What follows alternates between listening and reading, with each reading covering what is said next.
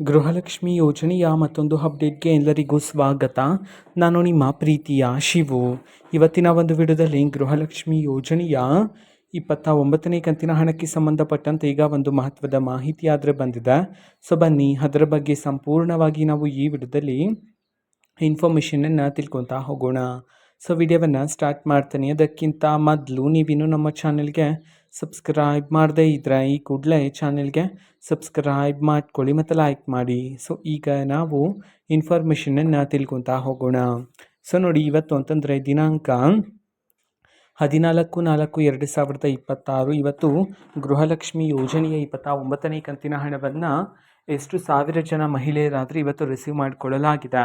ಈ ಒಂದು ಮಾಹಿತಿಯನ್ನು ಇದೀಗ ತಿಳಿಸಿರ್ತಕ್ಕಂಥದ್ದು. ಅದನ್ನು ನಾವು ತಿಳ್ಕೊಳೋದಾದರೆ, ಇದೀಗ ಬಂದಿರತಕ್ಕಂತಹ ಇನ್ಫಾರ್ಮೇಷನ್ ಪ್ರಕಾರ ಇವತ್ತು ಕರ್ನಾಟಕದಲ್ಲಿರ್ತಕ್ಕಂತಹ ಮಹಿಳೆಯರಲ್ಲಿ 14,000 ಮಹಿಳೆಯರಾದರೆ ಇವತ್ತು ಗೃಹಲಕ್ಷ್ಮಿ ಯೋಜನೆಯ 29ನೇ ಕಂತಿನ ಹಣವನ್ನು ಇವತ್ತು ರಿಸೀವ್ ಮಾಡಿಕೊಳ್ಳಲಾಗಿದೆ ಅಂತ ಹೇಳಿ ಈಗ ಮಾಹಿತಿಯನ್ನು ತಿಳಿಸಿರ್ತಕ್ಕಂಥದ್ದು. ಓಕೆನಾ. ಸೊ ಇದು ಇವತ್ತಿನ ಒಂದು ವಿಡಿಯೋ. ಇದೇ ರೀತಿ ಇನ್ನು ಹಲವಾರು ಯೋಜನೆಗಳಿಗೆ ಸಂಬಂಧಪಟ್ಟಂತೆ ಮಾಹಿತಿ ಬಂದ ನಂತರ ಆದಷ್ಟು ಬೇಗ ನಾನು ನಿಮಗೆ ಇನ್ಫಾರ್ಮೇಷನನ್ನು ತಿಳಿಸ್ತೇನೆ. ಅದಕ್ಕೋಸ್ಕರ ಚಾನೆಲ್ಗೆ ಸಬ್ಸ್ಕ್ರೈಬ್ ಮಾಡ್ಕೊಳ್ಳಿ. ಮತ್ತೀಗ ನಾವು ಫೇಸ್ಬುಕ್ಕಲ್ಲೂ ಸಹ ಈಗ ವಿಡಿಯೋಸ್ಗಳನ್ನು ಅಪ್ಲೋಡ್ ಮಾಡ್ತಿದ್ದೀವಿ. ಫೇಸ್ಬುಕ್ ಚಾನೆಲ್ ಲಿಂಕನ್ನು ಡಿಸ್ಕ್ರಿಪ್ಷನ್ ಬಾಕ್ಸಲ್ಲಿ ಕೊಟ್ಟಿರ್ತೀನಿ. ಕ್ಲಿಕ್ ಮಾಡಿಬಿಟ್ಟು ಫಾಲೋ ಮಾಡಿ. ಓಕೆನಾ. So thank you. ಬಾಯ್.